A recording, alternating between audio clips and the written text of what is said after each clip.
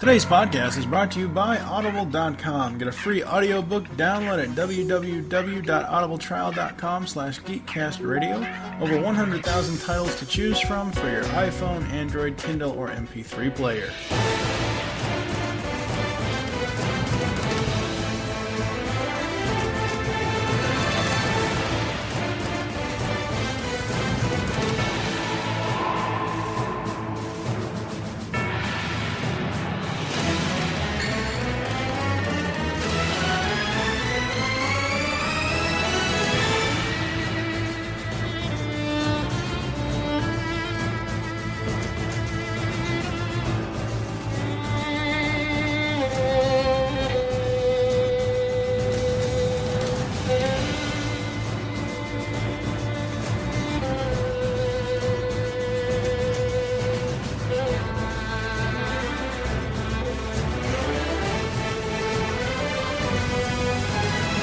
This is Phil Lamar, and you are listening to the Geekcast Radio Network. Hello and welcome to Geekcast Radio. This is episode 38. This is the digital age that we are living in today. I am, of course, TFG and Mike. Joining me is Steve Megatron. Hello. Hello! Oh boy, Steve's in one of his moods tonight. Lovely. Movie Roll, Dan. Hello. Hello, how are you? Pretty good, pretty good. And of course, Booth Ninja 81. Hello. Hello. Honestly, what started this episode going, what made us want to do this episode was actually a suggestion from Dan, but it was because of a blog I had written up, which will be linked in the post in the show notes. But I had just found the Nerdist podcast with Chris Hardwick, and I was going back and listening to some of their older interviews and episodes, and they had talked with J.J. Abrams, and part of the conversation switched to how we live in a digital and instant gratification age where, you know, you turn to your iPad, your iPhone, your Android phone, whatever, and, you know, media is just there. Whereas, you know, three of us growing up, because Steve is here more for the 90s boom than anything else, because Steve was born in the mid to late 80s. But like for me, I remember when computers and modems were first starting up, and it's like we've come so far since then. I remember sitting in my aunt's basement and my cousin Bobby talking to somebody over in London, just in really, really weird, I don't even know what kind of, it wasn't language, but it was like, oh, my modem can hook to their modem, blah, blah, and it's all this text language, because that's all it ever was back then, was text language. There was nothing like Skype back then.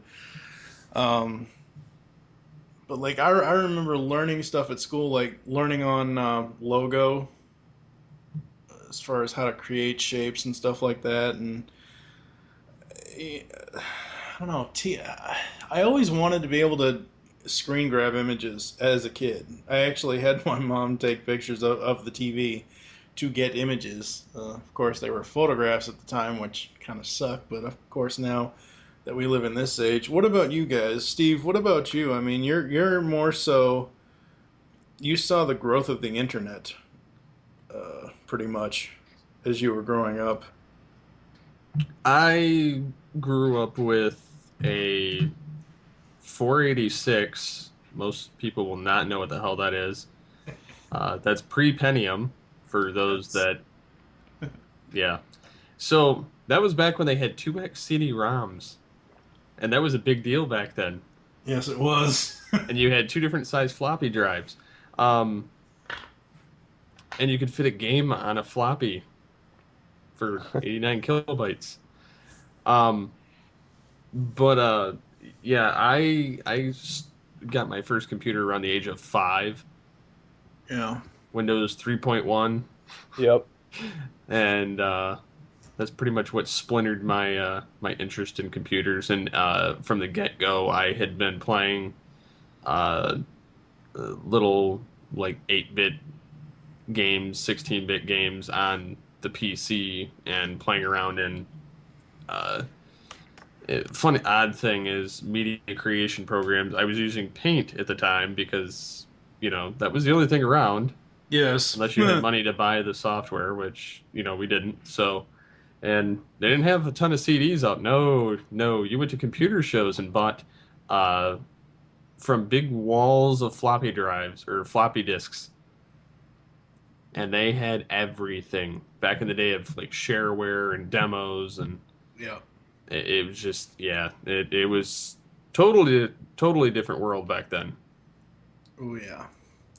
Well, for me, with my first computer, it's kind of my history with computers is kind of funny because I had a choice between going with IBM or Apple, and as a kid, I chose Apple, and I got an Apple IIgs as my first computer. Of course, in school we had the Apple IIe and the Apple IIcs and all that stuff, but um, as I got older, I would eventually graduate over to Windows. I think I had 3.1 at one point, and then of course 95 and 98 and all that stuff.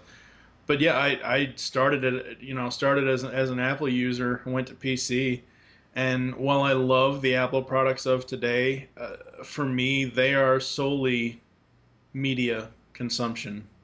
Um, I will never use an Apple machine to do WordPress, not WordPress, to do word processing and all that. I just don't like them for that. Um, they are just solely for for media consumption for me. What about you, Mike? What's your evolution here? Well, for me, I don't know. I think I kind of I was born in '81, but I my family didn't actually have a computer Mm-hmm. in the house until like the early '90s. Well, yeah, that's the same with me. Like, I didn't get my Apple until like 90 91. So, Yeah, we went with I think because my dad was working for GM and stuff at the time, they went with a Packard. Or no, it was a Packard Bell. Um, and I remember just playing. It was Windows 3.1. I remember playing Mega Race mm-hmm. and the SimCity games, and like Where in the World is Carmen Sandiego. Mm-hmm. Um, but I was like Steve. I played around with the paint, but my favorite thing to do in paint wasn't really like it was to do bit images. I liked painting by the squares and trying to shape something with a high bit of detail. I Yeah. did that a lot too. That was just fun, and that actually carried over to designing snowboards in Cool Borders 2 for the PlayStation because they had that same kind of editor. So it's actually really nice when I got to be able to do that. But I was a Windows user um, for my entire life until 2004 when um, I fell into the Apple ecosystem with iTunes when they released it for Windows. Then 6 months later, uh, everything was Apple based, and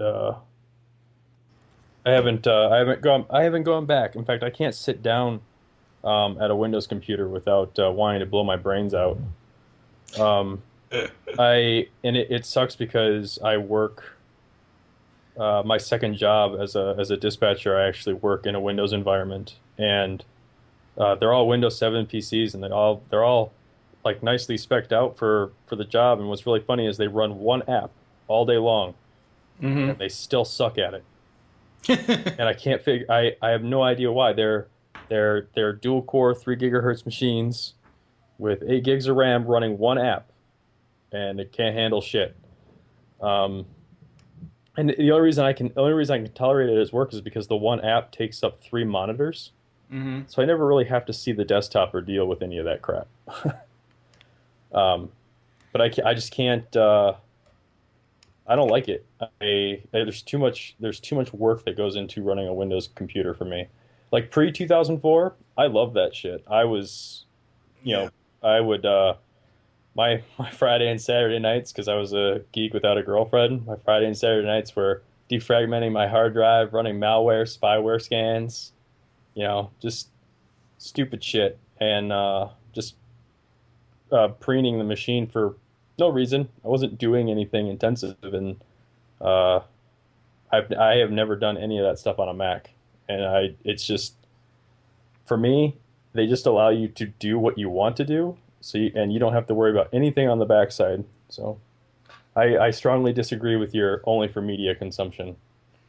No, okay. Well, I'm not saying that for the entire world that the Mac and the Apple products are only media consumption. I said for me, Okay. if I was if I was going to go out and buy an iMac or a MacBook Pro or a MacBook Air or whatever else, I would solely use it to watch movies on iTunes and watch TV shows. I would not use it for like podcasting or anything I'm doing right now on the PC. I would not use the Mac for that at all. Absolutely not. Because for me, and again, I don't know what I've just seen images from like today's age of Macs, but like back when it was Macintosh, um, the user controls are so backwards compared to Windows. Not to interject too much in here, you got to consider this too, though, that the older Macintosh and Windows, Right. Macintosh was and still is to some extent a better operating system than Windows. Now, granted, Windows has come a long way. Like if you use Windows 7, that's like the best you're ever going to get because now they're going back downhill with Windows 8. Yeah. But XP is good for what it is, but Windows 7 is the most flawless, easy to use, dumbed down operating system of Windows has ever made. And so that, in that regard, I think that that's the best one you can get.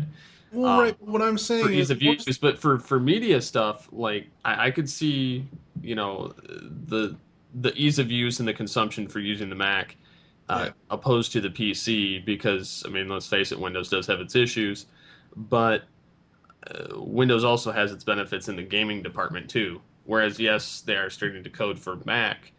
A lot of it's still PC based. Yeah, and for me, it's more so the user controls, the user interface with the difference between the PC and the Macs. They're not all that much different anymore, though.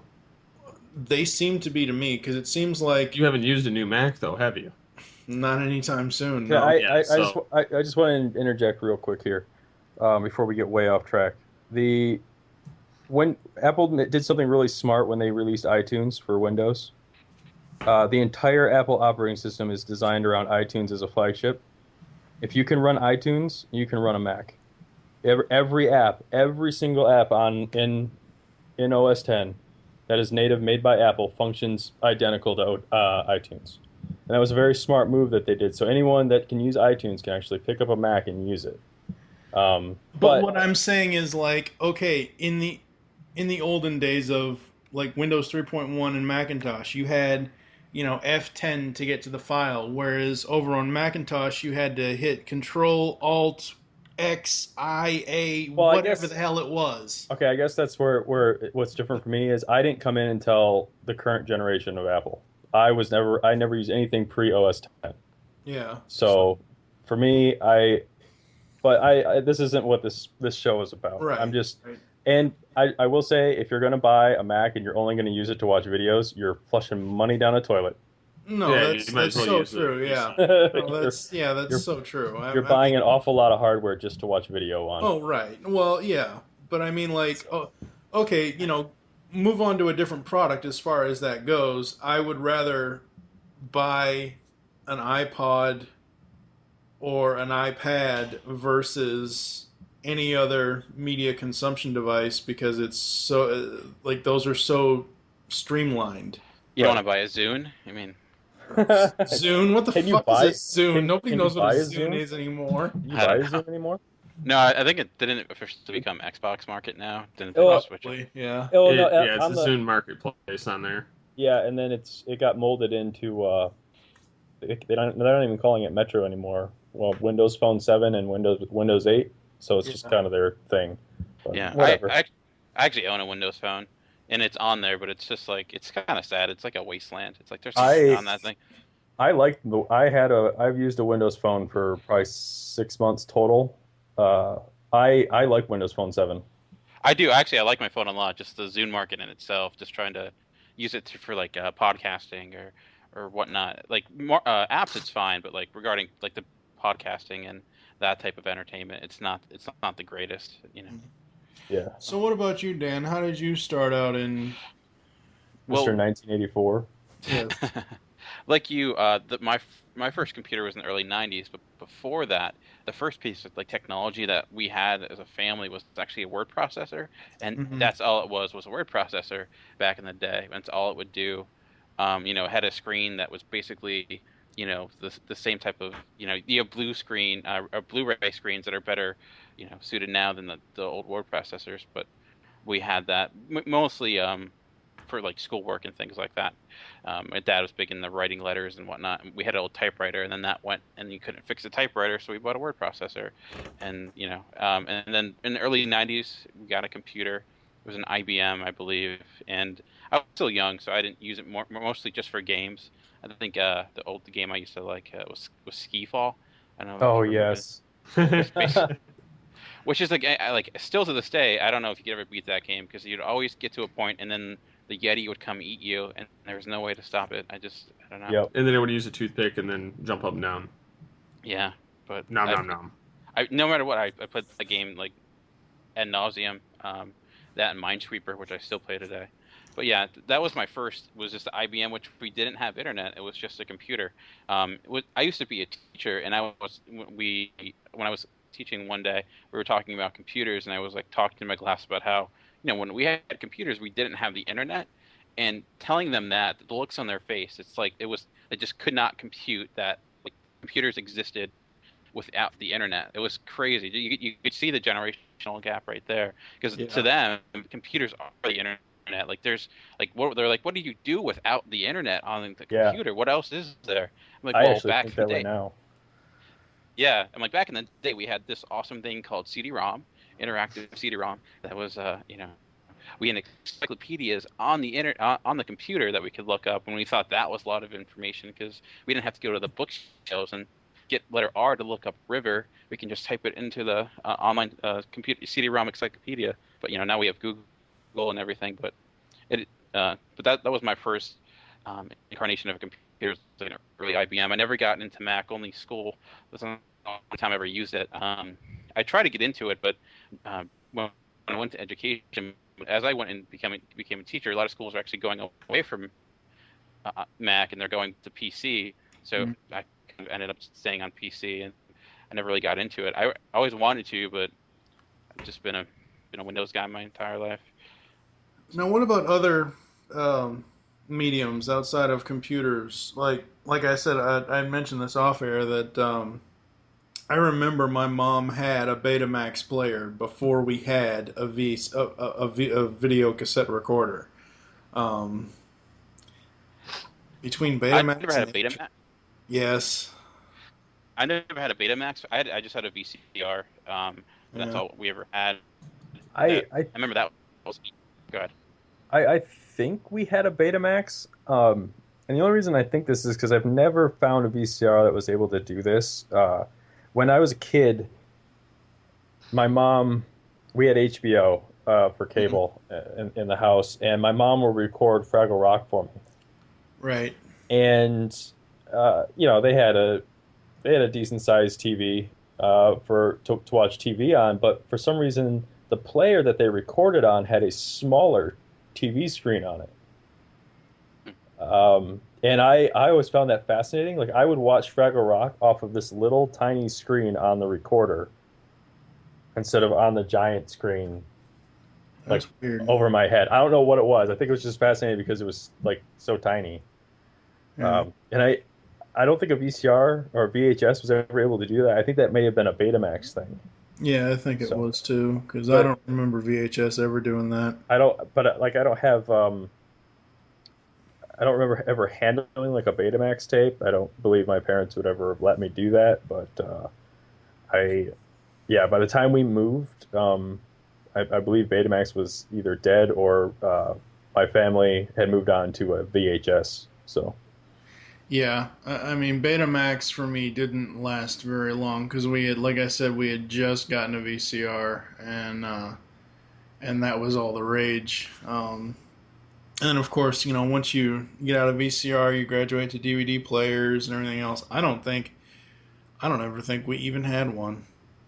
Um, I don't think I had my first DVD player until 94, 95, maybe. DVD player? Yeah. Holy My hell! first my first DVD player is my PlayStation 2. I think that was the first time I Yeah. had it. I never saw a DVD player until like 98, 99. Um, and then they didn't really become like cheap until the PlayStation 2. Yeah. So that's crazy. What? Wow. Well, like Dan said, I might be, I'm old, damn it. I think, what You're Dan not said that with, much older than me. I'm still old, damn it.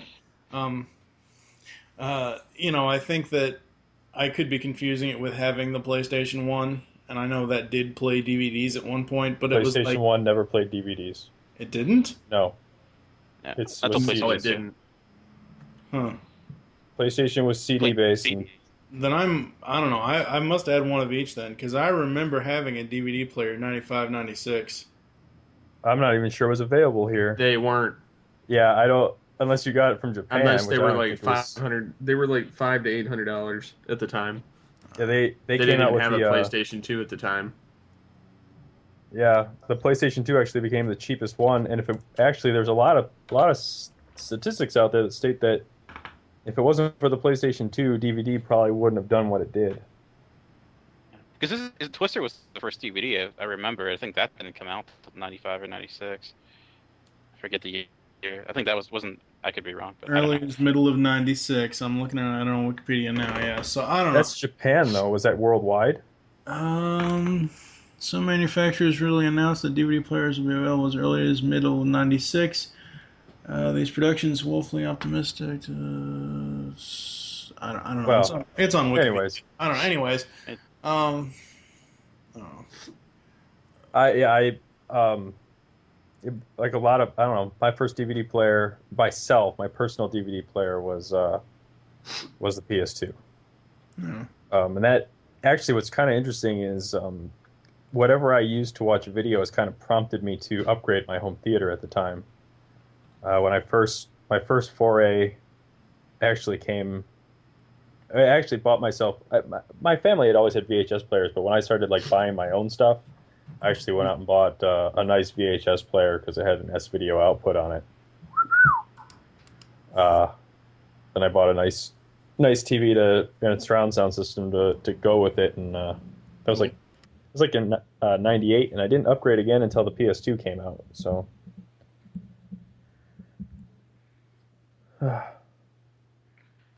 What about you, Steve? As far as what? DVD player around the same time. I got one Yes. in, I believe, '98.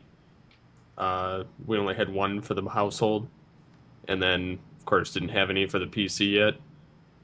That we didn't get till early 2000s, but I believe we had one in '98 though.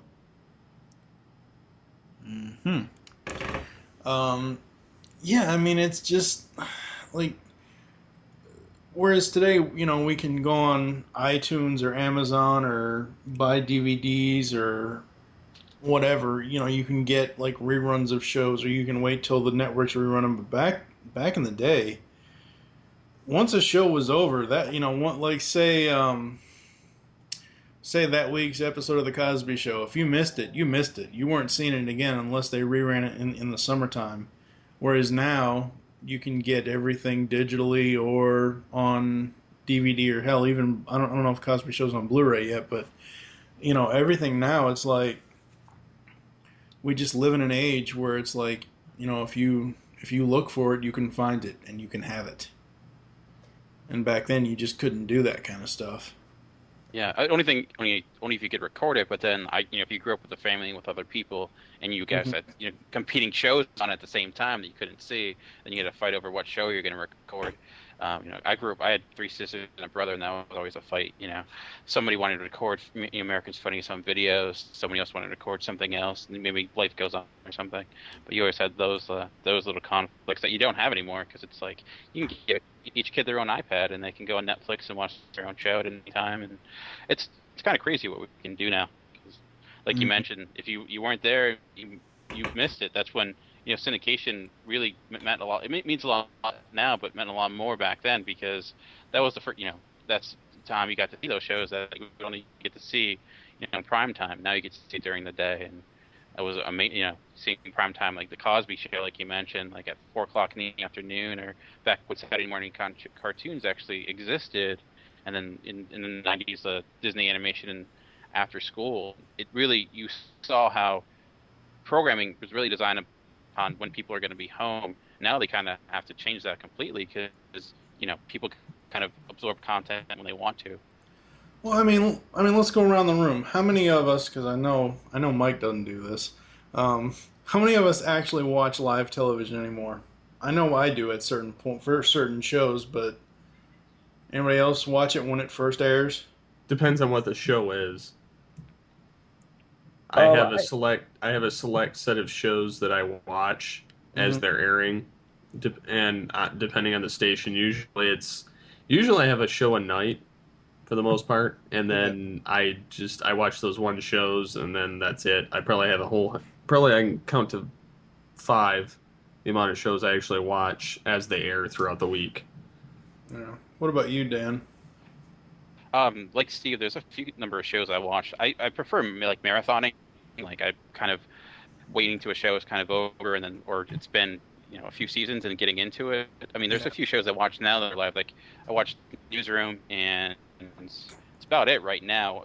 Some during the year, like New Girl and a couple other shows. But even the ones I watch live, there's not many times I'm running to the television to try to watch a show because I'm like, if I miss it, I'm gonna record it, so it's no big deal. And if anything, I prefer it because I can just fast forward through commercials. So. I think the only thing I watch live is the Super Bowl. Yeah, that's true. I mean, that's really where the only live event or sports right now. I mean, that's where I don't even watch it for the TV. I don't even watch it for the game. I watch it for the commercials. Yeah. I find that so funny though that as kids, if we were into football, we would all watch the the Super Bowl for the game. Like I remember like when Dallas was on top, like 27-28, Super Bowl 27-28, we would watch it for the game and the commercials, whereas now most people are like, I'll just watch it for the commercials. I don't give a shit about the game. I don't know if it's because I have the most time on my hands, but I watch tons of crap live. Like there's so much stuff that I find myself getting interested in, like between Storage Wars, Auction Hunters, Bar Rescue, Flip Men, anything on HGTV, the TNT shows, Dallas, Rizzoli Isles, USA Network, White Collar, Common Law, and there are some network things that I will watch, but it's very rare. Like, this is the first year that I've actually actively watched Big Brother in like 4 years. Like, I haven't watched the Big Brother reality show in a long time, and this was the first year that I actively remembered to pay attention to it. And there's a lot of stuff that I watch live, and and the thing is, if I miss it, I can just go on Hulu, and if it's there, it's there, or I can go on TV.com, or I can go on the channel's website for the most part, and I can catch it there. Because essentially, with television broadcasts, the TV networks, at least the major ones, have essentially done away with piracy. Because the next day or 2 days after something airs, the CBS, NBC, ABC, Fox, whatever, will have a full episode on their website. And that's just another way for, like, if people missed it, they can catch it online. I know there are a lot of people out there that don't like watching stuff on their computer or don't like watching stuff online. That's fine. For me, I just can't stand watching things on my computer. I that's what it comes down to for me. But what's weird is I don't have a problem watching it on my iPad. I just I but I the other actually it's not so much I don't mind watching it on my computer. I hate watching it in a browser. I hate it. Yeah.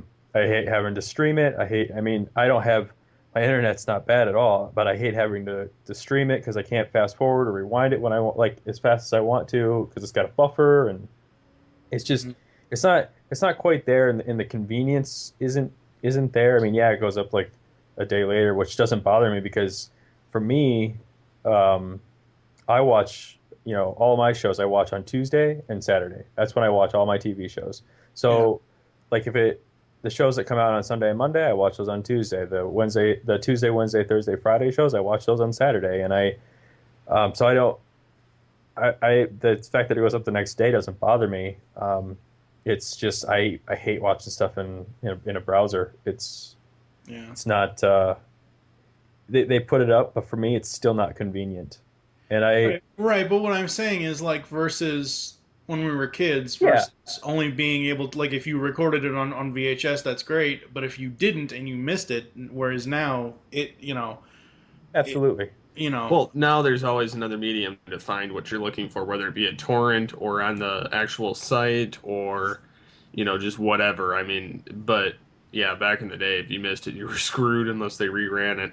yeah, and I mean essentially the as far as watching movies, DVD was the evolution of the VCR, but as far as like watching television shows, uh, DVR is the evolution of VCR because most cable companies and satellite companies offer HD DVRs with God knows how much memory on them, and you can I know I've been seeing commercials for Dish Network. Oh, we have the Hopper, and you can record up to 6 shows in one time or whatever else, and so I mean that is good. I mean that's a way that we've progressed as far as that goes. And I don't know. What about you, Steve?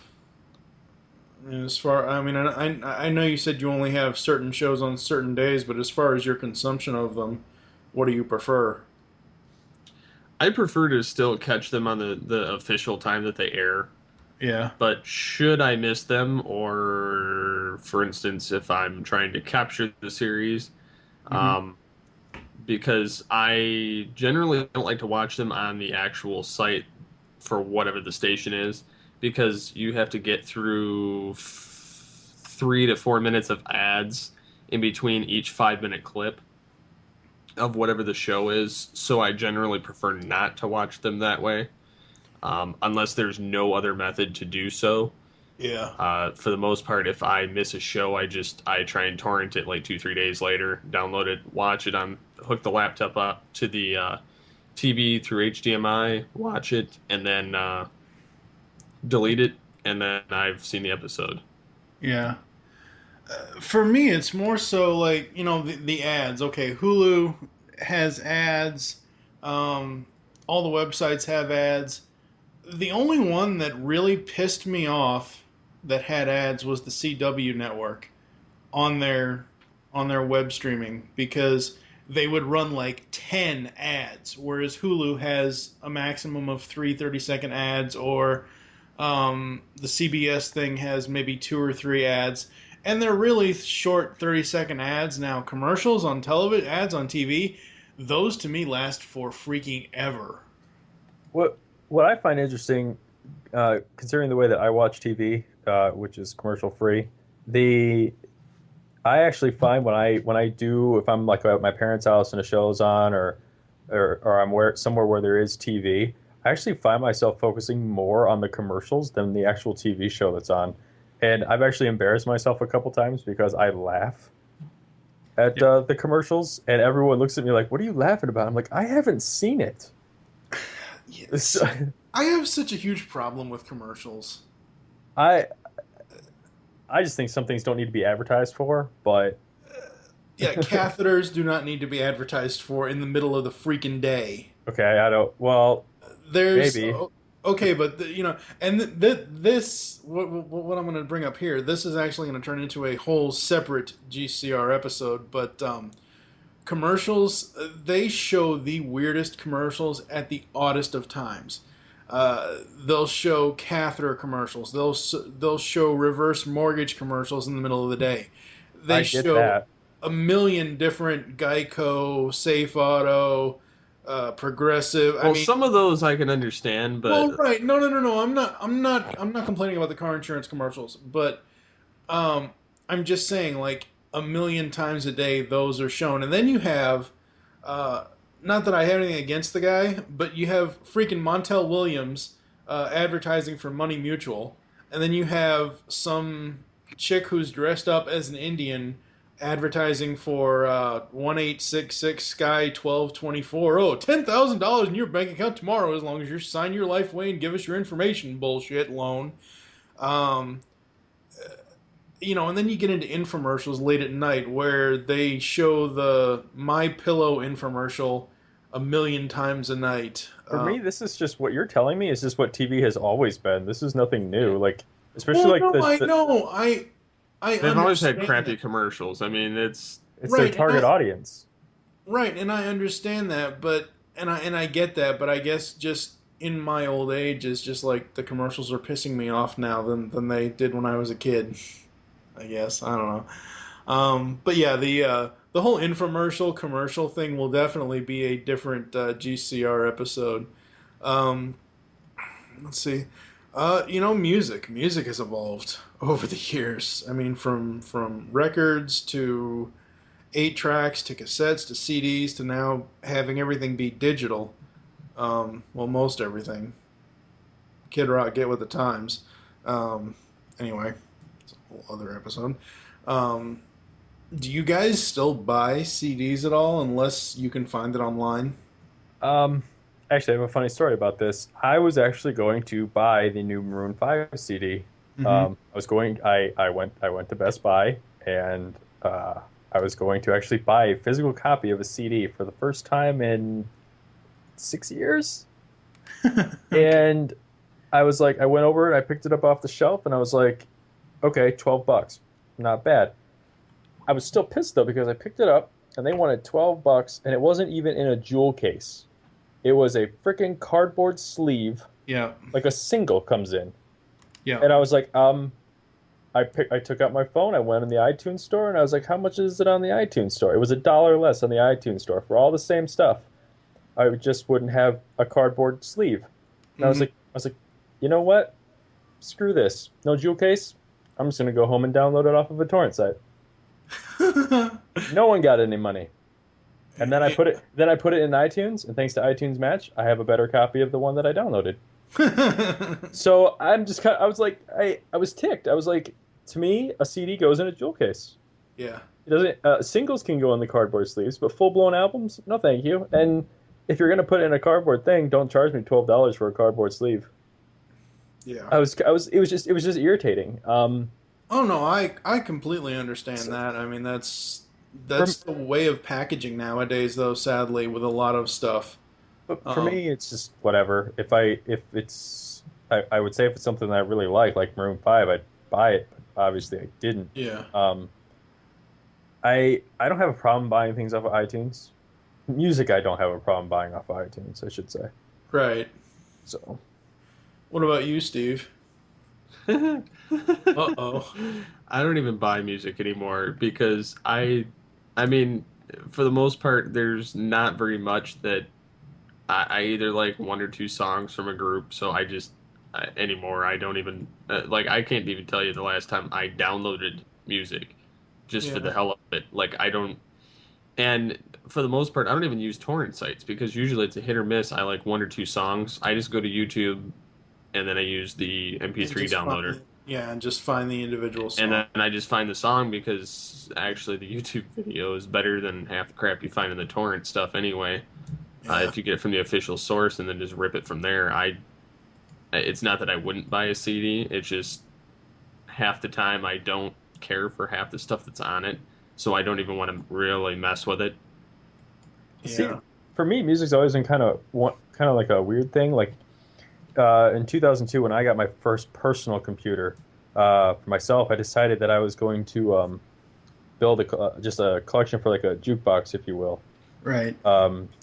So anytime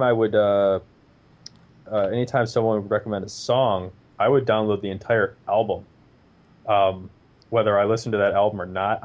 In my iTunes uh, playlist, I have probably 7,000 songs.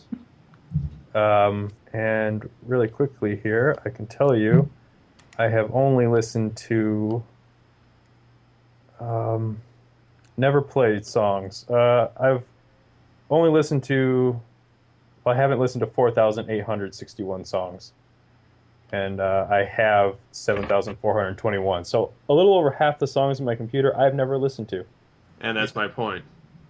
I don't have an issue with having them on there because a lot of the times it's like I'll be listening to a song and someone will be like, "Have you heard this other song?" And I'm like, "No, but I have it. I'll go try it out." I don't have to worry about going and finding it or anything like that. So, I mean, it's Before, just fun to have all of it. So, before Dan gives his thoughts, I do want to interject on this because what I find about iTunes is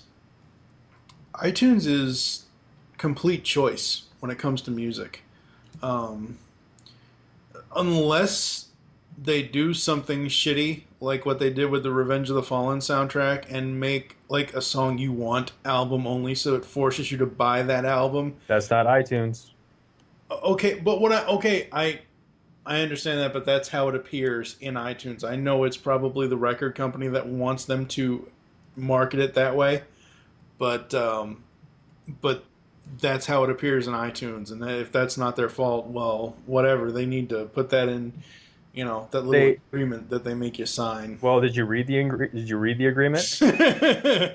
I'm just Those things. The only reason I point it out is because, yeah, a lot of people probably assume it's iTunes, but you guys have a voice and you can actually set the record straight so people aren't so dumb.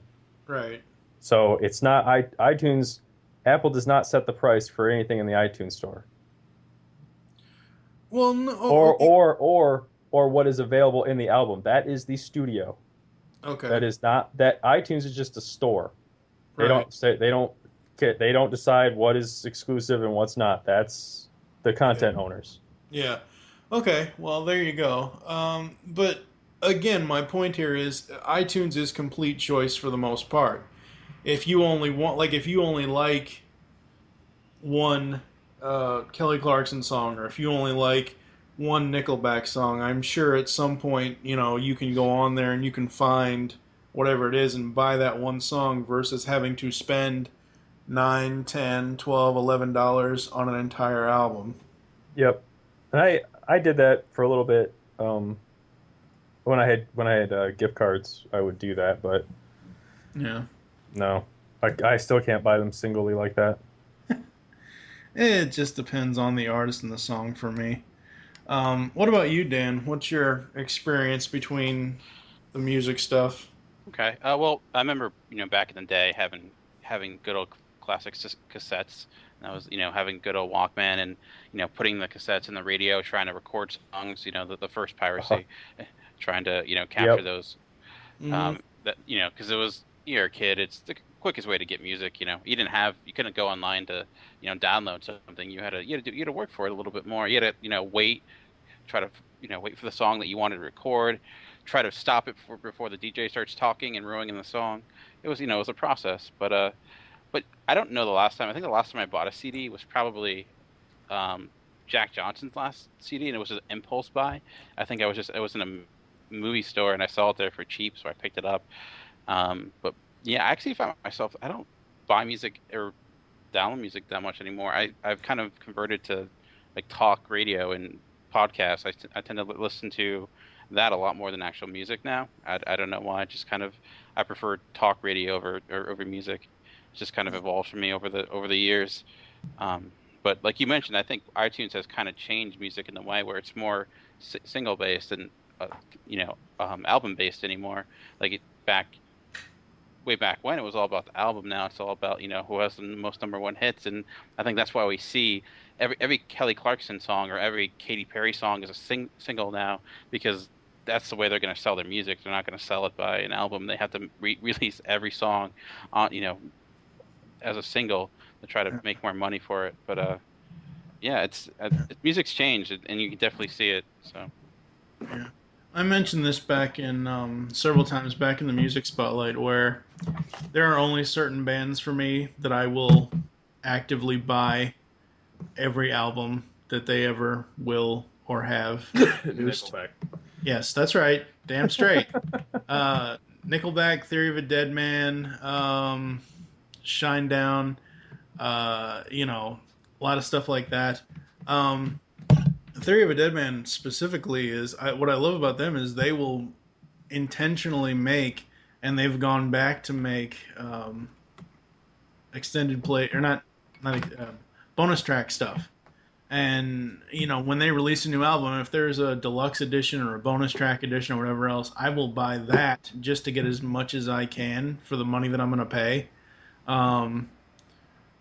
So that for me is really where the albums come in. But for the most part, it's like, like you said, with Katy Perry and Kelly Clarkson, it's based off the singles. And let's face it, I mean, you pull up a Katy Perry album, there might be one good song out of 12 on there that sounds halfway decent.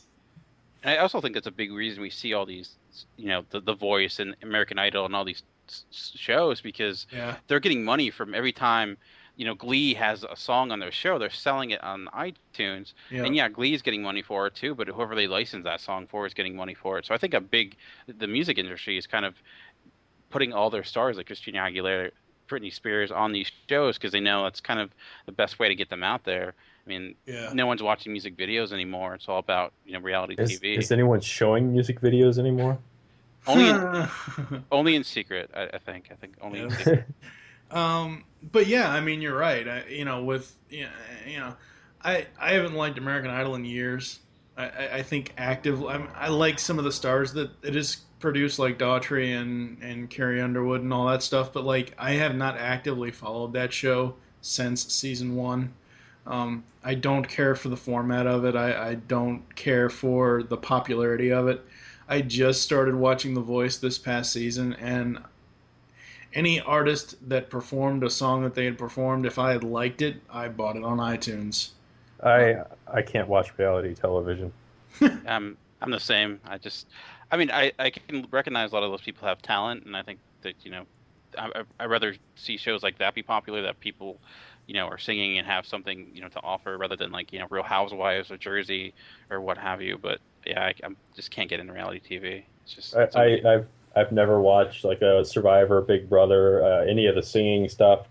First of all, I can't stand musicals, so I can't watch anything involving people singing. And I did the whole cassette recording thing, making mixtapes for girlfriends and stuff. That was a lot of fun. I remember the first time I ever burned a CD was at a friend's house, and she actually had this nice setup where she could create the disc art too. It wasn't a light scribe system, but it was like she had this special paper that had it was like a sticker. The CD stompers. Yeah, well, it was it was like a sticker that was on a printed sheet, and you could design it in the computer and print it out. That was always really cool. I only ever did that once though, and I don't know. For me, like I said, I have I've just said I have a lot of music on my computer, but for me, music is always a background thing. I cannot sit there and like listen to music.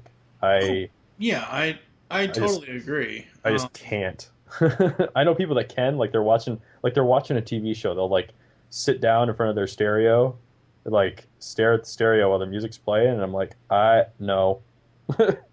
Well, yeah, like if I'm sitting here, listening to music, most likely I'm, coding stuff for geekcastradio.com, or I'm writing up posts, or I'm writing notes for a pod. It's not like I'm just sitting here twiddling my thumbs while the music plays. I'm doing other things. I didn't say that. I was just like, that's just the way I indulge in music, even though I have so much of it. It's just like in my car. I can't do the talk radio thing in my car because I'm not my dad. That's probably the only reason I don't. I mean, the one thing I did kind of inherit from him was listening to podcasts before I went to bed. Like he had Prairie Home Companion on CD, and he has a nice a nice little stereo system in the bedroom, and he puts it on while he's going to sleep, and that's what he goes to sleep listening to is Prairie Home Companion. And I picked it up, but I have the same setup, but I listen to podcasts instead of Prairie Home Companion. Yeah, I have a set number of stuff. I mean, besides wanting to make sure that all the stuff that we produce is, good quality as far as listening back to it, I have maybe 10 different podcasts that I listen to on a weekly basis. Um, I don't listen to a lot of podcasts because a lot of them I just don't care for. Um, but I have the certain ones to support certain people that I like or certain people that I know and stuff like that. Um,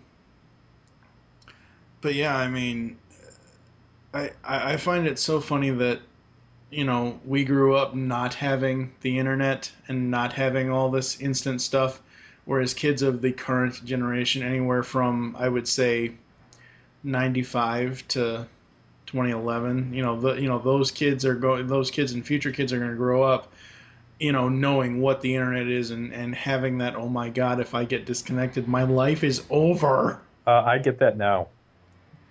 Well, Ditto.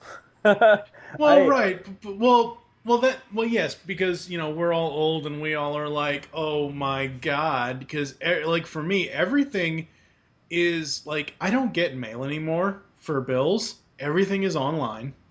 Um, my banking is online. I don't get statements in the mail from the bank anymore. Our lives are connected on the internet, and I can understand that. But what I'm saying is like, you know, having children being, growing up in this age versus growing up in the age that we grew up, whereas like they don't, unless their parents teach them, oh, this is what a cassette was, this is what a CD was, they're only going to know iTunes and, illegal piracy and, thank God LimeWire finally died. Oh my God.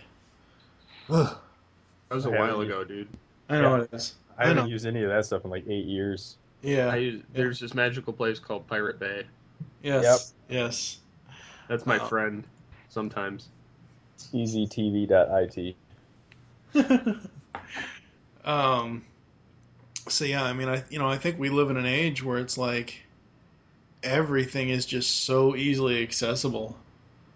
Whereas when we were growing up, it wasn't so easily accessible.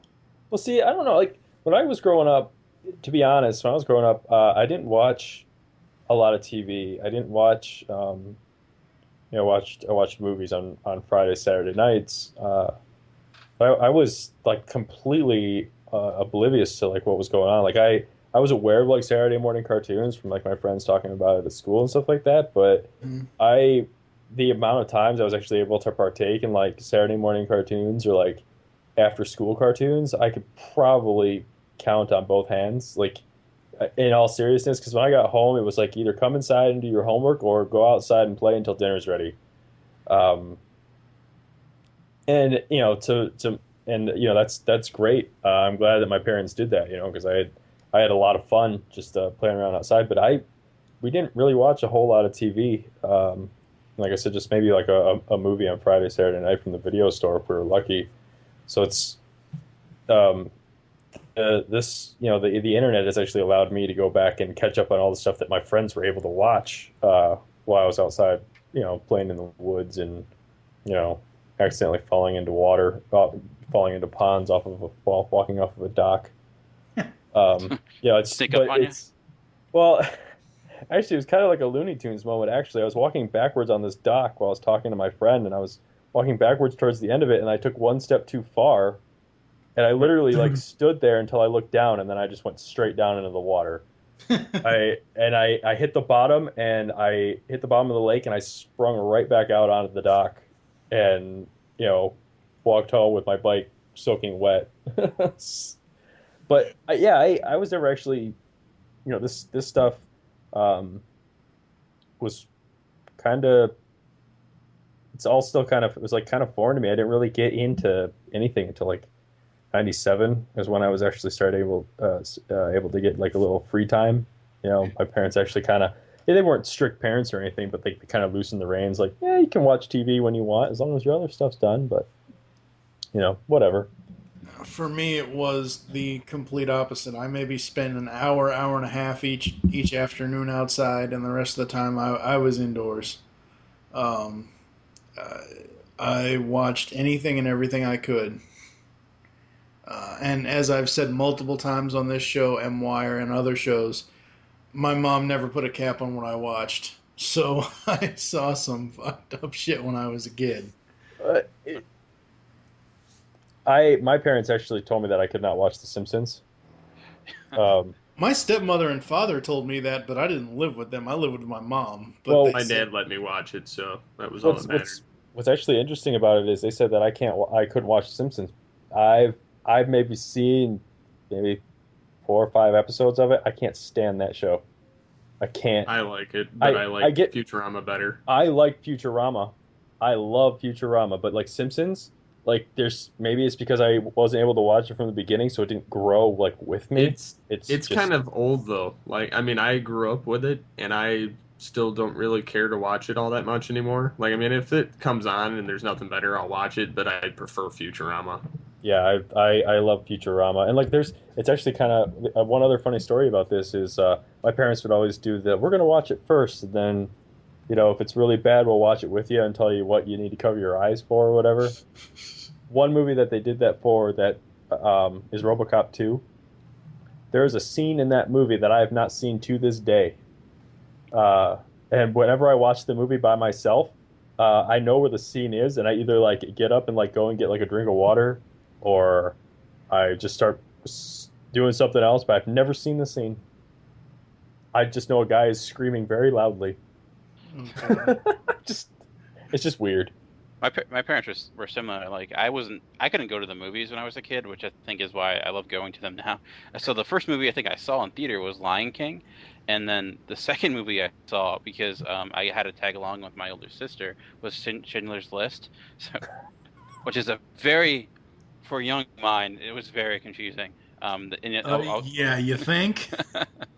My eyes got covered. I think we ended up walking out of it because but um, regarding what you guys were saying about how often you watch television, I think I was kind of a combination of both. Like often with like my friends growing up, we would watch TV at certain time points, like Disney Afternoon. That's when we're playing ourselves on the couch watching that. Then we would go outside, or we would play NBA Jam on the Sega Genesis, and then get bored with it and go outside and play basketball. So it would kind of like be a combination of both if it was raining out. But yeah, it was nice outside. We were outside, but if it when it got later, or if it was Saturday morning, there were certain times where we knew there are certain shows we didn't want to miss. So because if we missed them, like we were mentioning, we weren't going to see them again until who knows when. But I think too one great thing about the digital age is how it's kind of gotten rid of the middleman. We've talked about like iTunes and like how the studios and what they make available for album only and whatnot. But what you see a lot now are content creators kind of just providing the material straight to the fans themselves. Like Louis C.K., his last album and video, he just released it for $5 download. You just go to a site, and he made a little bit of profit off of it, obviously, but $5, it was an easy download, and it he didn't have to release it on CD. He didn't have to put it on Comedy Central. Jim Gaffigan did a similar thing, and I think you're going to see that more often. We have things like Kickstarter now, where people could content creators can put their stuff out there, and you can get access to it rather quickly without having to go through a movie studio or go through a record studio. It can get. So I think that's I think that we're going to see an evolution with that, maybe in the upcoming years as that becomes more available. I honestly think Kickstarter is a big fucking joke, though, because people will start Kickstarters for the dumbest reasons. Yeah, I think for anything 90% of YouTube is probably garbage, but the 10% is really good. The same thing with anything. I think there's a couple of good things out there, but like you mentioned, a lot of it is kind of like, help me do a Kickstarter so I can buy more movies or buy more. Yeah, well, see, that's the thing. It's like, Kickstarter is supposed to have get a business or get a company or get something started or get charity started. Well, what if the charity's a fraud, or what if something I've been trying to follow, because Kickstarter just in what I follow, Kickstarter blew up when they started, like when video game companies started getting involved with it. Yeah. There's something I haven't actually looked into it myself. I've just been listening to like other podcasts talk about Kickstarter and stuff. But from what I've been able to gather, is they actually supposedly don't receive money until they release something, or some like it's weird. It's like just because people have donated money, they don't just cut them a check for $8 million because that's what people donated to them. They have to actually like produce something before they receive anything. Thank God for that. So your money isn't just because you gave up you paid $100 for like the collector's edition or something like that money can be returned to you if the company or whoever fails to do what they said, which is the only reason I'm skeptical of it, and the only reason I haven't actually donated anything is one, because there hasn't been anything that really blew my mind, but two is because I haven't heard of anything being produced yet. I hear about people donating all this money, but I haven't heard of any of these big things like being done. Well, I can actually speak to that because my friend donated to, it was like a few board games, because that's a big part of that too. There's been a lot of board games on there, and he's gotten a lot of really great board games that were done just through Kickstarter. I didn't know about video games, but I think there are some smaller ones that have worked out pretty well. My sister does a blog for board games, and she too has gotten a lot of great board games through Kickstarter. Well, I guess like the bigger stuff, like the ones that are like racking up like millions of dollars, Yeah, those you kind of wonder, where is that going? They're asking for 90,000, and suddenly they have 3 million. It's like, where's that extra money going to go now? So yeah, I've heard the board game thing, but for me that's that's a small thing. I mean, something like okay, say you want to set up a cafe, set up a cafe in your hometown that is a geek-centric cafe, or an internet cafe or whatever else, and they're like, oh, if you give us $1,000, you'll have a this, whatever the reward is, or if you give us $100, you can come out and visit or have your name inscribed in the some stupid thing. Stupid is relative in any context, so it just really depends on if it that's one of the beauties of Kickstarter is if it doesn't interest you or you don't like the reward, don't do it. It's right. No, I understand that, but it's like, okay, this also goes towards Facebook events as well. It's like, with Kickstarter, it's like, oh, if you donate this much and you're in the area that we build this place, you can come out and do this, this, and this. Well, obviously, what if you don't live in that area? Or what if you're not going to be willing to travel in that area? Same thing with Facebook events. Facebook events, when I get invited to those, I block people that invite me to those, because it's like, I am not going to, I just don't, as far as social networking and technology in the digital age, I don't understand Facebook events, because it's like, why do I want to say I'm going to be attending auto assembly in Birmingham, England, when I'm in the fucking United States and I'm not traveling to friggin' England? Why do I want to say that I'm attending this on Facebook when it makes no damn sense when I'm not actually friggin' there? I'd be trying to figure out why you're getting those invites. Well, they're from friends who are in the Transformers community and all that stuff. But that's my point. It's like, I just don't understand those types of things. Part of the blog was, when I wrote up the blog, one of my end question was, do we think that does anyone think that the digital age is progressing too fast? Do we need to stop? Take a look around, smell the roses, whatever, because, technology is just going to keep growing and growing and growing. There's rumors now of the iPhone 5 being like $800. It's going to be $200 by contract. Yeah, well, it's so different than the existing iPhone. Right. Well, it's with any of the smartphons. They're all $600-$700, and then with a contract, you can get them for $200. Yeah, if that counts as news, then wow. Okay. I said it was a rumor. I didn't say it was news. I know. I'm just saying. Maybe I should start a rumor blog. For me, there's a couple things that have come up when I've read articles about this, and I actually posted one today to Twitter. The digital age is creating this. Be interested to see what you guys think about this, being that we're in like podcasts and YouTube and stuff like that, but. This generation that's coming up is basically producing. Some people are calling it the good enough generation, where the media is whatever the media is, whether it's like a magazine or music or video or pictures, um, it's just good enough. Like the video on YouTube. Some of it is just good enough to get the point across. Or the music. Some people talk about like the bit rates of the music obviously not being up to CD quality or even records for that matter. You know, the record CD, the CD, the MP3. But a lot of people, and to an entire generation, 128 kbps MP3 is fine.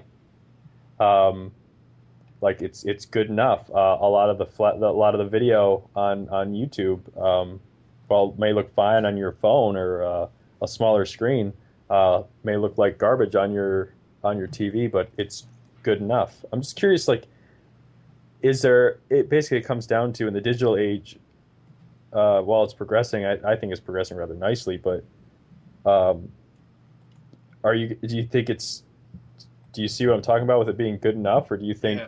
like it just being good enough, or are you guys still interested in like the high end stuff, like properly, like Blu-ray or like stuff like that?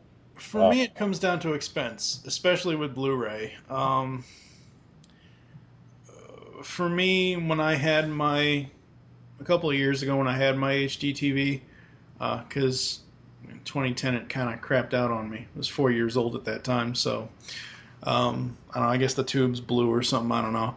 Um, I can't justify spending $22, $23 on a Blu-ray of anything, or however much it 22, 23, 20, whatever the price. I don't know. I don't keep up with the price of Blu-ray, if it's 29.99, whatever. I don't know. um, I bought one Blu-ray, and I only bought it because there was a special feature on it that it wasn't on the other versions of something. And my computer has a Blu-ray player on it, and I played the movie, and it didn't sound any different to me. Blu-ray to me it's not as evil as 3D, and I think Blu-ray is very good. I think it's I'm not saying it's bad, but Blu-ray to me is this. I have the same stance on it as I have on 3D. I don't see any difference. I don't hear any difference well, Um, at if you're, all.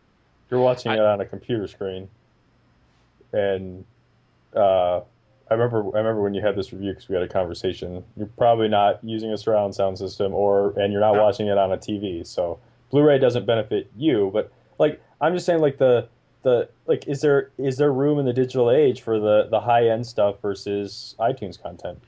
I do agree. Like you mentioned about the good enough. It's a lot about right now. It's about quantity over quality. A lot of ways. Like you see, like a teenager talking about how many Twitter followers they have. Like, oh, I have 10,000 Twitter followers. Yeah, but 90% of what you're talking about on Twitter is how many Twitter followers you have. So what does that even mean? Like, is that like yeah.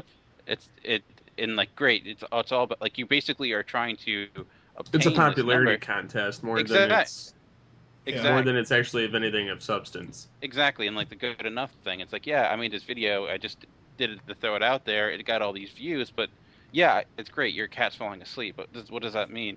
It's just like it's all about kind of just getting it popular, like just making it good enough so people can watch it. But I think there will be high. I think there's still a population out there for high quality and stuff. I think there will always be those people who will want to buy Criterion Blu-ray because of what it offers. They know they're getting a quality product. They're going to get good sound quality, get a good picture and extras. I think it's going to be more, a more special item as streaming increases. But what's interesting, what I didn't realize, there was an article published recently that Netflix right now we think it's all streaming, but still more people use Netflix mailing than use streaming. More Blu-ray prices, the purchase of Blu-rays have increased at a higher percentage than over streaming usage. So I think in a lot of ways we're not as progressed in the digital age as we think we are, and I think one bigger reason for that is kind of how the digital age is kind of, in a way, it's made our world bigger, but we kind of know more people that are like us, and um, so I think it's out there. I think maybe we're progressing a little too fast, but it's just the nature of technology. I think the Industrial Revolution, they probably thought they were progressing too fast. You kind of just have to catch up to it, and so I don't know. Maybe it's just being old and not liking all these teenagers on my lawn. I don't know. I mean, I don't like I don't like I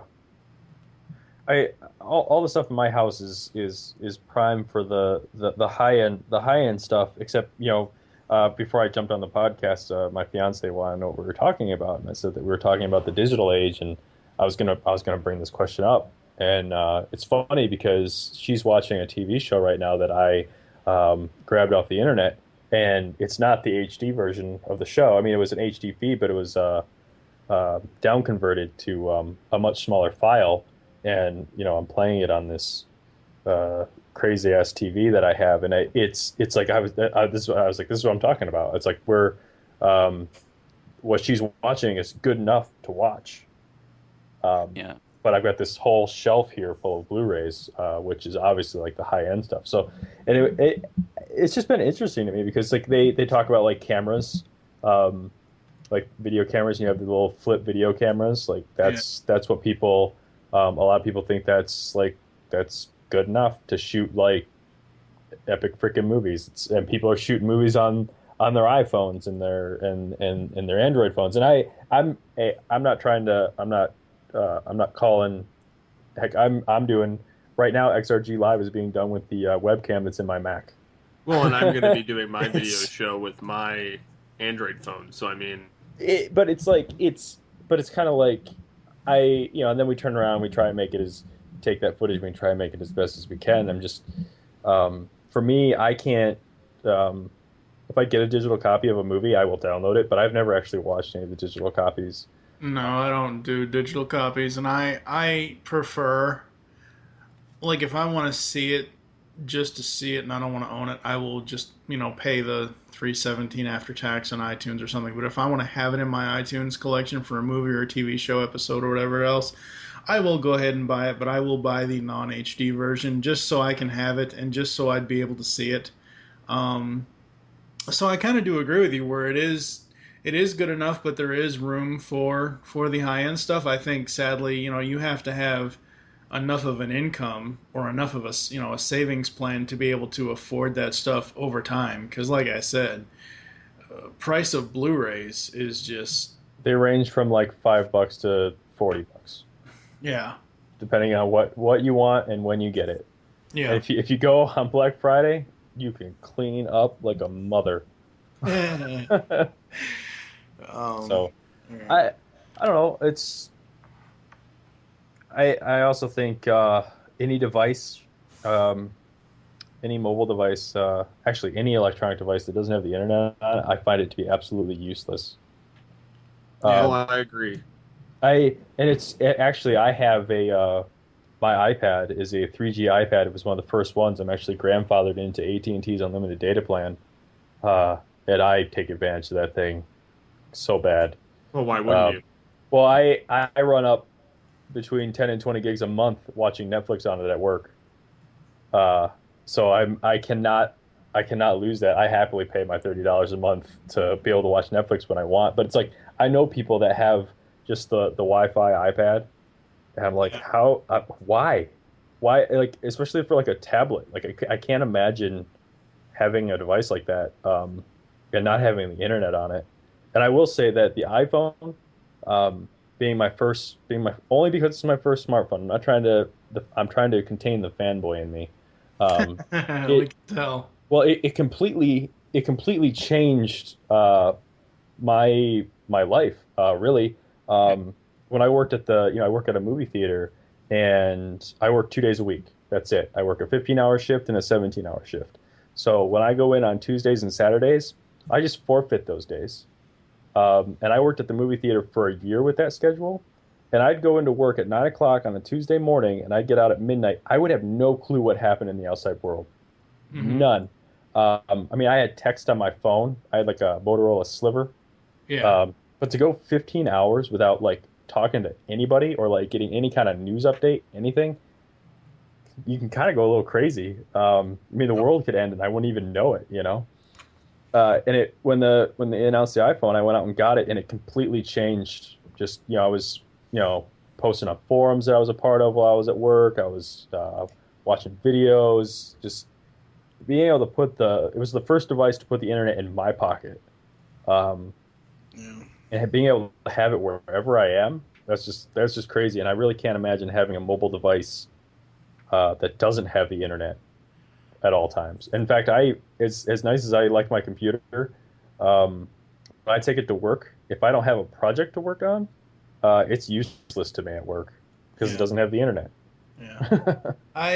For me, I got so like I know you don't have to set certain things up on smartphones like email and all that. So, like you don't like it's not required to do so for some stuff, but like when I had my HTC Sensation, I mainly wanted it for like Twitter and Facebook and stuff like that because I'm constantly home. I'm constantly at my computer, so the only reason why, outside of having a new phone through T-Mobile and still having T-Mobile service at the time, was so I could watch Netflix on the phone. And I have the Wi-Fi because, or I had the, I've got a Wi-Fi router, and it was just fine. If I ever go back and get like an iPod Touch or something, there's no way in hell I'm going to pay for 3G. There's just no way when Wi-Fi is just as good and it's free. Oh, I agree. I'm just saying, like, and I wouldn't get a 3G iPad Today's now. yeah. With anything, if I don't have unlimited data on it, screw it. My iPhone still has unlimited data, and my iPad still has unlimited data, and I'm not giving that stuff up until they like tie me to the ground and shoot me in the head. Yeah. Well, and that's the only reason why I went with Sprint when I got my smartphone just recently is because I'm not going to pay for a limited data plan when I know I'm going to use it. So I went with them because they're the only ones left that do unlimited. Yeah. Yeah. Overall, I kind of agree with Mike where he says, the digital age is going to continually progress, and it's progressing somewhat in a good way. But I don't know, like sometimes I have to unplug. Sometimes I just have to step away from my computer and just not deal with anything. I think that was one of the main reasons why I hated having, T-Mobile with a smartphone and having my email connected to it and having all this stuff connected to it because it's like constant notifications and it's like, oh my god, will this damn thing ever shut the fuck up? See, I thrive on it. I like having Right. constant contact. I have all 8 of my email accounts synchronized through my phone.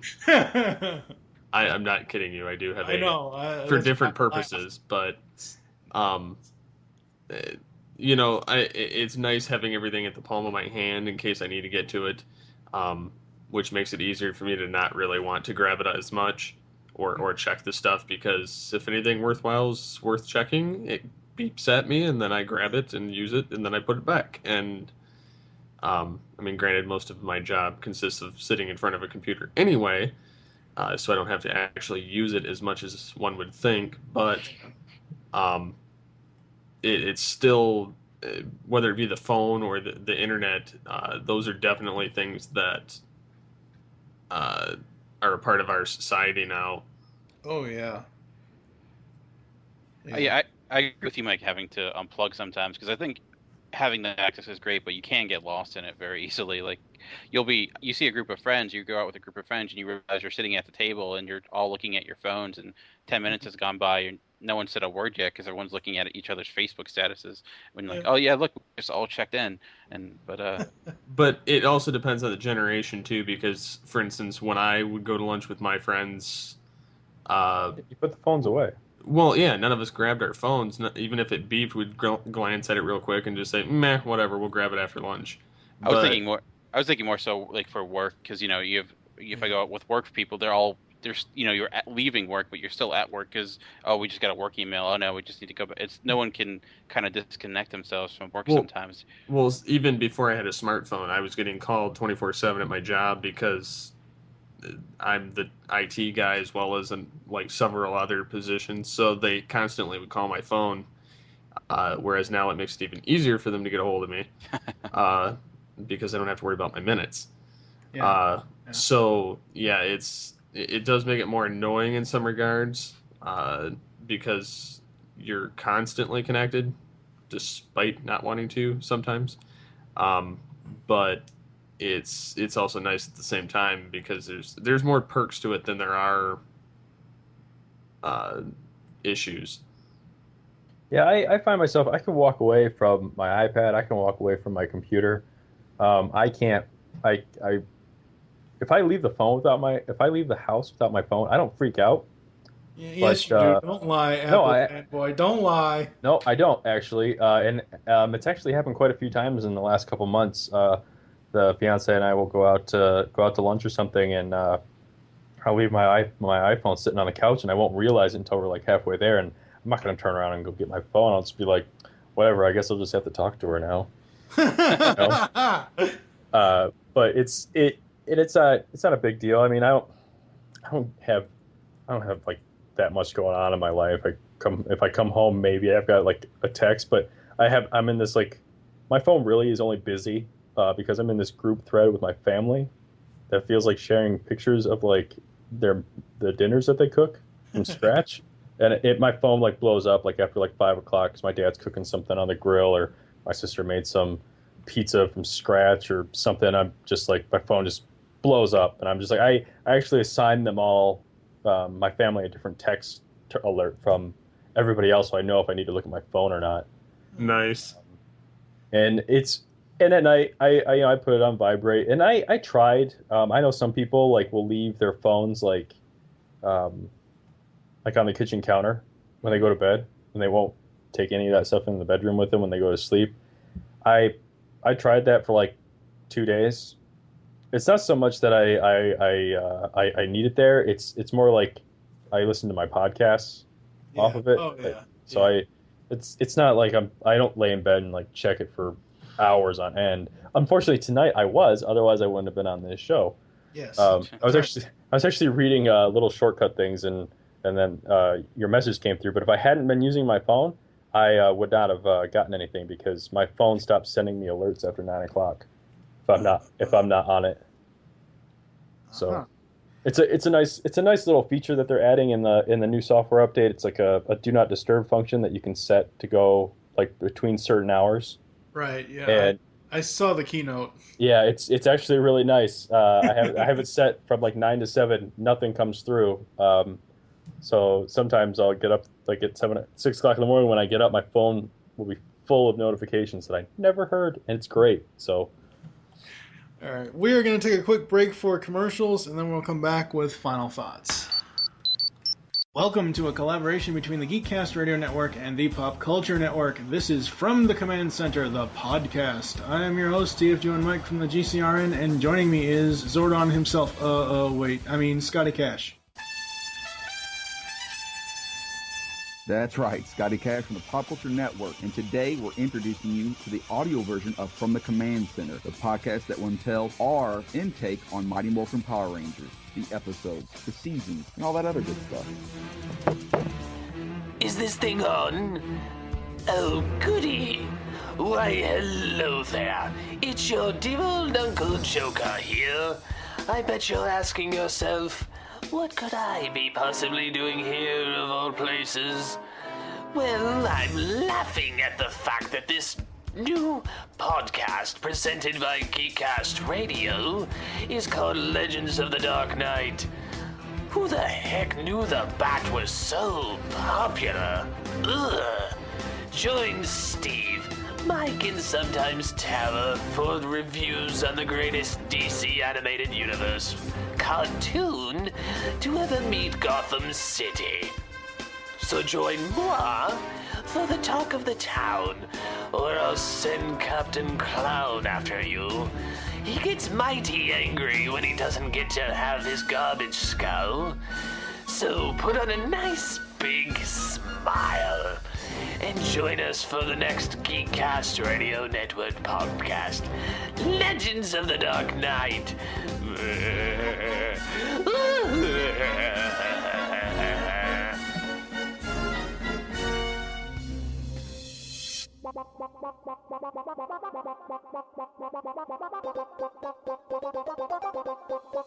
You can now hear the Geekcast Radio Network while on the go with Stitcher Smart Radio.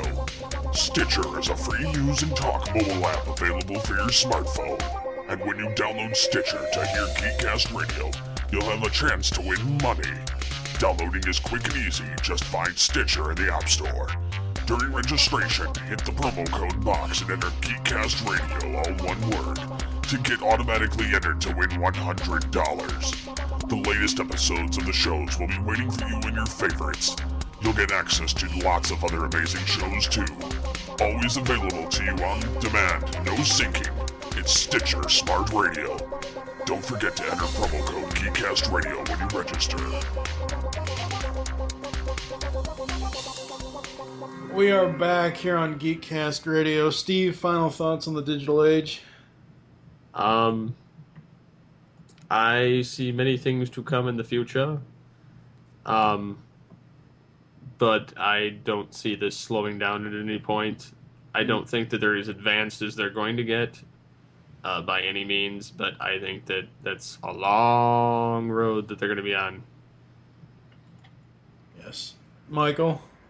I think it's just, obviously it's just going to keep steamrolling ahead. But I wouldn't mind. It's not going to happen. I just wish that they could just agree on something and make it work really well. Like focus on something. A lot of stuff has happened in the last, like 5 years now since like the smartphone really took off. Yeah. And there's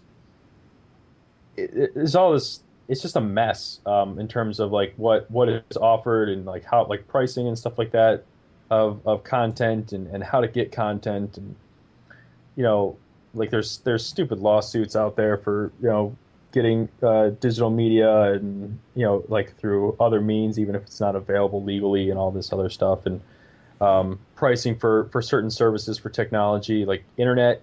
It's not, the internet in this country is not good enough. And it seems like if they make it better, then they just want to gouge you for it. But we as a country, we make some really cool stuff, but our infrastructure sucks. Uh-huh. And the policy for everything sucks. And I just think that, yeah, keep advancing, but we need to get like some kind of standard in place and like enforce things. Instead of this like hemming and hawing and road blocking and just... Well, our internet is better than Canada's internet as far as... Yeah, but the rest of the world Okay, fine. Let's go over to Finland. Let's go over to Finland, or let's go over to... They have 100 megabit download speeds everywhere else but the U.S. And you know what? I am a fan of Google right now. But what I meant was when I said that as far as pricing goes, I pay $35 a month for my internet. So, I know Canada, they pay probably twice that much for a lower speed. Well, but it's not, okay, we're not blast. Okay, that's not what I was saying. But it's still for as gun-ho as we are for like, yeah, we're number one. No, we suck. Yes. I applaud companies like I like Google. I like Apple. I really like what Google's doing right now in Kansas City with their Google Fiber. I hope it takes off, and I hope it scares the shit out of AT&T and Comcast. 1 gigabit down for $70 a month. That's fucking crazy. Oh yeah, and I'm very excited for that. I pay not on a promotion. I pay $65 a month, and I get 24 megs. I get 2.4 megabits down, or 24 megabytes, and for the same price, I can get 1 gigabit from Google. I hope it takes off. I hope it scares the shit out of them. It's nice when a company like them will come, like they have the money to test this and make it work, and they can disrupt the industry, kind of like they can disrupt the telecommunications industry the way Apple disrupted the smartphone community. Yeah. It'd be really nice if we could just catch up. And I wish the FCC could take a stance on, the mobile phone, the data usage for mobile phones and stuff like that. Because there's no reason we shouldn't have unlimited internet. There's no reason it needs to be like this. And I'm all for moving forward and progressing and making devices smaller, making them faster. I mean, my phone is twice as fast as my first Apple computer in 2004, and Yeah. that blows my mind. And I just I want more. I just wish it was like more regulation. It's just more fair, if you will, with what I'm paying for. Otherwise, I'm all for it. I just want I just want it better. Yeah. I don't think any of us are on promotions with whatever cable company we're with anymore. And that, you know what? I understand why. No, I I am. Okay, but what I'm saying is, like, in general, for someone who has been with like I'm with Insight, which is now being taken over by Time Warner. But Uh, anyway, but I'm with them. I've been with them since 2007, 2008. So I only had that 1 year, whatever the thing is, and every time I call back each year to argue, oh well, I want this, better price for what I'm paying, they say we just can't do it, and I'm like, well, it would make more sense for you to offer, you know, a price reduction each year on your continued valued customers than constantly offering new things to get new customers in. well, and that's the thing. They have no decent retention system anymore. They used to, all of them used to, and now they just are like, fuck you. You either pay the price or you can cancel and go with somebody else. I honestly I went through this whole retention thing like a couple months ago. I can't say anything bad about. I mean, yeah, I had to jump through a couple hoops, and it ended up being resolved over Twitter, which I was greatly pleased about. Twitter But is a wonderful tool. It is, yes. I mean, they knocked $20 off of my internet bill. They gave me the same speed and knocked $20 off my internet bill for a year, in order to not get me to switch to Comcast. Um, like I said, I had to jump through a couple hoops to do it, but I got it, and I honestly don't have anything bad to say about them. And I even, in fact, even when I called to like cancel my service, I still felt bad. I still felt like I was breaking up with like a girlfriend or something. I was like, oh man, I don't want to have to deal with all this change and someone coming out to the house and messing with my stuff. It was like but do you have like a choice in your community?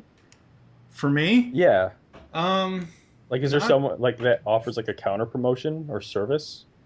the problem is that I could go with not for internet, no. For television, yes, I could go with Dish or I could go with DirecTV.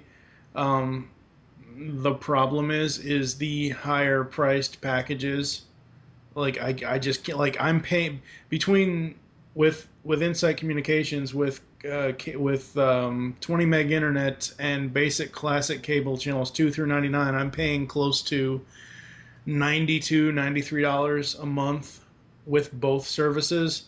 And if I cancel the TV and go with somebody else, it might be a little cheaper in the long run, but then I would have to, if I went with Dish Network, I'd have to have them come out. They'd have to, find a way around putting the dish on the building and this, that, and the other thing, everything else. And I mean, I'm not complaining about paying what I'm paying. All as I was saying was that to me, like if they want to keep their loyal customers that have been around for X amount of years, it would make more sense to offer them once a year, the same package for a slightly lower price each year. And I'm going to comment about that because I've been with Comcast for probably 5-6 years.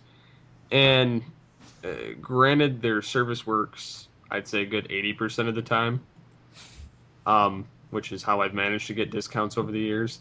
Yes. I've tried dealing with their bullshit on the phone. It gets nowhere. It's a waste of time. I find that dealing with them on Twitter and calling them asshats tends to get more of a reaction from them. And it's the only way I can get them to pay attention because, one, I have all the Twitter, audience. Yes. And two, they don't want bad PR. So they're going to sit there and they're going to try and figure something out. Now, this year is the only year I have not gotten a decent deal. I've managed to get, the last 3 years anyway, a decent deal. Yeah. And this year is the only one that I've gotten kind of screwed. So And with how often my internet goes out and everything else, when I move, I'm probably going to look into AT&T just for the fact that I'm tired of Comcast bullshit. It's inconsistent. Um, I feel like I'm getting ripped off for the price I'm paying. There are no specials for people that just have internet.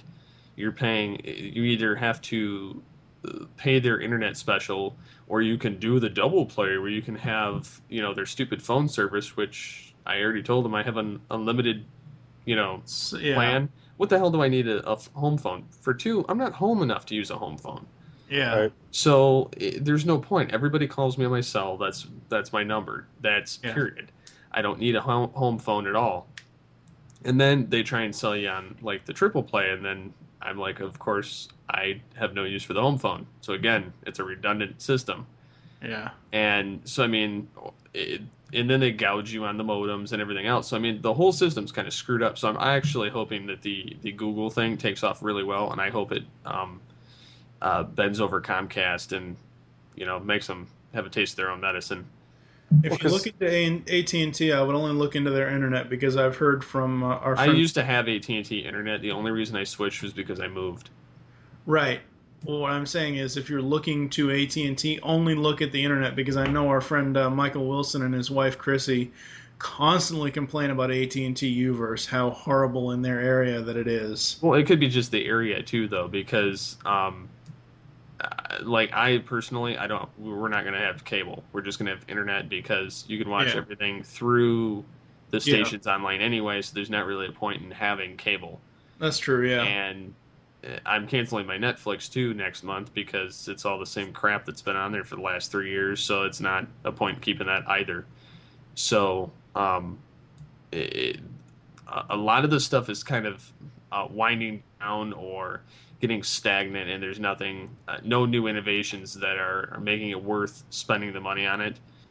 And then there's, of course, like you mentioned, Mike, about the Google stuff. There's these people with more money and what they know what to do with coming in there, changing the system. Which is good. I mean, in the other side of that, I mean, I just talked about the internet side of what Google's doing. They're offering TV service too. To get their internet and TV is $120 a month. You get an HD DVR box that can record 8 shows at one time, which is stupid. And then you get 130 channels with that in HD, and then you still get your 1 gigabit internet down. So that also eats just from just the value on the internet side, because I believe Comcast is charging $200 for 100 megabits. Yeah, Isn't which that is what ridiculous. It is? Yeah. So well, shoot, they charge you $60 or $50 for 8 megabytes. Yeah, that's what I have, and I was getting 16 for 37 for 3 years, and then they were like, "Oh no, you're cut off. No more specials for you." Yeah. And I'm like, really? I've been with you 6 years. I'm like, you guys have had piss poor service. I have you guys out there all the time working on it, and this is the best I can get. And see, this is what I'm talking about. With everything being, there needs to be some kind of control here. They need to offer a speed at a fair price, and they need to be able to maintain that speed. One of the reasons I stay with AT&T is because Comcast, in my experience, especially with their speed boost crap, it's inconsistent, and then you get the speed boost for the first set of whatever you're doing, and first 10 megs of whatever you're doing, and then it's done. And then it goes down. Then they can throttle it back to whatever they want. Whereas AT&T, both their DSL and their Uverse service, for me, has been consistent. Well, it's like when we were doing the Dark Knight Rises episode. Everybody behind the scenes. Yeah, everybody that had Comcast was sequentially getting booted off the internet. Yep. But that's what I was talking about, though, with my thing. It's just there's got to be it needs to be regulated to where there's a fair price for what you're getting, and they need to give us what we're paying for. Yeah. No, I agree. What about you, Dan? Final thoughts? Well, like I agree. I think we need to have some type of better service, but I think a lot of that is just educating the public. I think a lot of people they don't know any better. They're just like, okay, this is what my area has, and they don't do much to research it. So they kind of kind of just accept what they have. But regarding the overall digital age itself, I think in a lot of ways we're very spoiled, but I'm happy to be spoiled. I'm happy the fact that I can kind of watch what I want when I want. I don't have to, if I want to watch a movie, I have unlimited options. I can go to Redbox, I can go to Netflix, I can use Hulu Plus, HBO Go. It's kind of amazing. We're connected more than ever. If it wasn't for the digital age, we wouldn't have podcasts. We wouldn't have this discussion we are now. But I mean, I think with anything, I think all technology tends to progress too fast, and you have issues, and there's errors, and people try to adjust as they go. And I think, in a few years, we'll see maybe we'll iron out all the wrinkles, and it'll be better. Maybe if we have organizations like Google or Apple stepping up even more, those that, like Comcast, who kind of just monopolize certain areas and kind of take advantage of their customers, will kind of go by the wayside when people have more options. And I think that's the biggest key of making everything better. It's providing people more options, and that's, I think right now I have Comcast, and because really it's the only thing I can get. I don't really have any other options. If I can argue all day, but it's like, okay, if you don't want to go with us, then you're just not going to go with really anything. So I think I'm surprised that the satellite companies don't offer internet. I wouldn't go with a satellite company, period, though. That's my thing, though. I'd rather have... Oh, I understand that. Most satellite companies offer internet over DSL lines. Yeah. So it's not over the dish. Yeah. I'm curious to see where this all progresses. Like, what's the next big thing? Like, smartphones kind of completely changed everything, and tablets are kind of on the way there. Like, it's kind of revolutionizing a lot of different industries. Like, newspapers are kind of coming back now because of the iPad. People are actually reading them again, and magazines are kind of getting a new life again when they were kind of going by the wayside. So I'm kind of curious, like, what the next thing will be. I mean, who knows what it holds? Maybe we can only hope. Lightsabers, maybe. All right, Mike, you got anything you want to promote as we close the show? Well, on this week's, we're recording a new XRG, Extreme Retro Gaming, on Monday. We're actually taking a cue from the forums, and we're actually going to cover Rare. Oh boy. So it's going to be. I should send you TV Mr. Neil's Skype info so you can have him on the episode, because he will go off. No, I think it's better self-contained with the three of them. It's going to be Joe and I versus Danner. So what's actually kind of funny is I've been playing some of the games today, and I like I said on Twitter, it's like I almost feel like I'd be better off not playing these games for the podcast and just going off of nostalgia, because part of it is just who I am today versus who I was then. Yeah, it's in a. But like I said, playing Donkey Kong Country again, I've never experienced muscle memory in a video game before, ever. Until I played Donkey Kong Country earlier this week. I was doing stuff and remembering stuff that I hadn't done in like 15 years. It's crazy. Yeah. So, but yeah, we're recording that, and we're working really hard on Extreme Retro Gaming Live, but we're running into some quality control issues. Basically, it's Danner not being very happy with what we've got, and we're both of the same opinion, and we don't want to release something that we wouldn't want to watch. So we're trying to find a way to make it work. So cool. What about you, Dan? What do you got coming up? You can catch all my reviews and all my articles on Geekcast. I think the next thing I'll have up is the review for the Bourne Legacy, which I will hopefully be seeing this weekend. So that should be up probably this weekend or early next week. Cool. Steve, what do you got going on? Just released an episode of Future Imperfect. Been doing some stuff with the site, kind of assisting with Q&A behind the scenes for whatever they may need for XRG, as well as some stuff that Mike and Art have been working on for the GCRN YouTube channel, and future of some of the video podcasts that will be on there. I've been working on my own video podcast, which I've dubbed Altered Geek, which I have the promo video on my Twitter account, or promo image, not video. Yes. I haven't made it that far yet, but still in the planning stages of that. But that should be coming out in the next couple of weeks.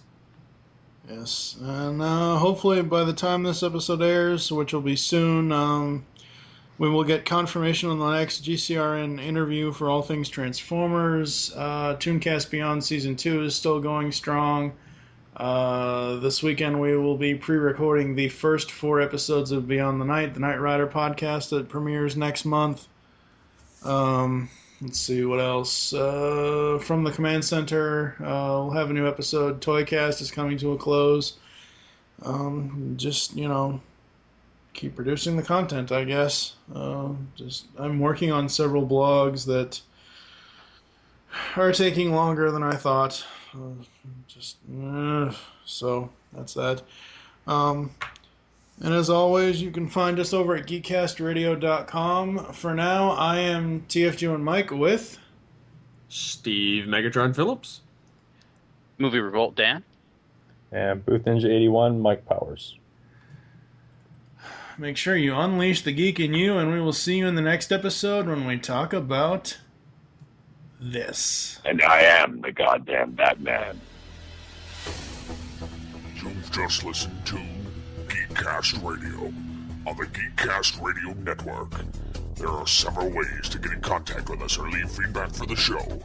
First, visit the website, geekcastradio.com, where you can comment on all of our different podcasts. Second, you can rate our show and leave us feedback in iTunes. Third, follow us on Twitter at Geekcast Radio. Fourth, become a fan on Facebook. Go to facebook.com/GeekcastRadio.